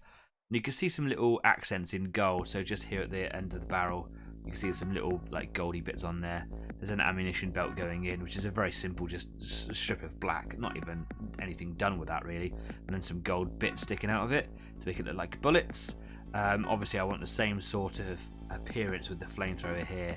So you know, a black body to the main flamethrowery bit, and then some gold pieces here and there, and then that canister looking cool. So yeah, all in all, really happy with it. They're really easy to paint, and obviously if you want to go that extra mile with them, then you can add in that extra challenge for yourself as well. But I really like them, and they're an absolute menace on the tabletop as well. Looking at my monitor, that orange is really, really bright and vibrant. It's very day glow. But here in front of me, it's just a normal orange. Yeah, wonderful. Right, do you know what? Gonna come away from here. Let's get for an early finish today, shall we? Staff says Stug and Panther built and undercoated in Dunky Gelby. Yes, I'm sorry that I said that to anyone who comes from Germany or speaks German. Sorry, Dunky Gelby. Jess says, looking nice, mate. Thanks very much. Yeah, I'm really happy with it. I'm just, like I say, when it comes to the weathering, I'm going to tone it down a little bit. I don't want to go crazy. I really like the weathering that I've done on the other one, but it's a little distracting. I think there's a lot going on. Even though it's a big model, I think it's a bit too much for its size. So if I just kind of pull back a little bit on the weathering, still make it look like it's been weathered, and yeah, hopefully it'll look really good. I'm still trying to sort out the things with the bases, trying to like, sort out terrain and things like that. I've been practicing obviously the last couple of weeks, just on the odd day here and there, just been playing like dry brushing different colours and effects and things for the Tyranid landscape. And I'm getting closer. It just, I don't know. I think I need to spray it black and then dry brush. What I've done is I've kind of painted it grey, heavy staining black, and then kind of highlighted lighter greys. So yeah, I'm gonna have a little play around with that for a minute while I've got the airbrush set up. So if you want to join me over on an Easy 8 after party on Discord, you're welcome to. I'm not going to be on there for too long. Got a bit of a headache today, which is a bit of a shame. But also my partner's come back from Dartmoor. She's been out doing a big course out on Dartmoor, and she's been really poorly. So normally she'd be out there camping. She's come back in for the evening. Is going to be going out tomorrow, so I'm going to go and look after her as well. But I will be online just for at least 10 minutes. So if you fancy coming on having a chat, then you are more than welcome to. In the meantime, I've had a wonderful evening painting this stuff. Thank you so much for your company, and thank you to everyone who is still continuing to make the show grow. Like, the community is just getting bigger and bigger, and I just couldn't be happier. I couldn't be prouder of Easy 8 and all the work that you guys are doing to help me, make this something really worthwhile. With every person that joins, with every person that subscribes, it's not just another number. It's not an increase just on the statistics. It's another person enjoying the show and taking some joy and fascination from it all, and bringing people together. And that's what this is really truly all about. And I'm honestly humbled by 95 as a number. I would really love to see 100. I'm not going to force it, of course. I do like it to be organic, but the more that you guys can do to help that number increase, I worship the efforts that you guys do. So thank you very much from the bottom of my bottom place. That sounded better in my head. Thank you from the bottom of my heart. Cool. Wow, what's in this stuff? Crazy. I don't have a problem, honestly. Right, anyway, it's clearly it's time to go. Thank you for your company this evening. Just trying to find the right button. Here we go. My name's been Danny. This is Easy 8 Online Painting Club. You've been fantastic, and I will see you next week. Until then, stay safe, be kind, keep on painting. Take care for now. Bye-bye.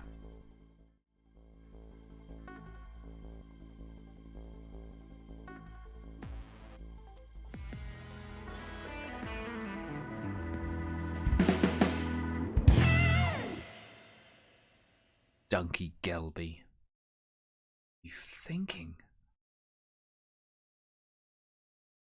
Kind of sounds fun though, doesn't it?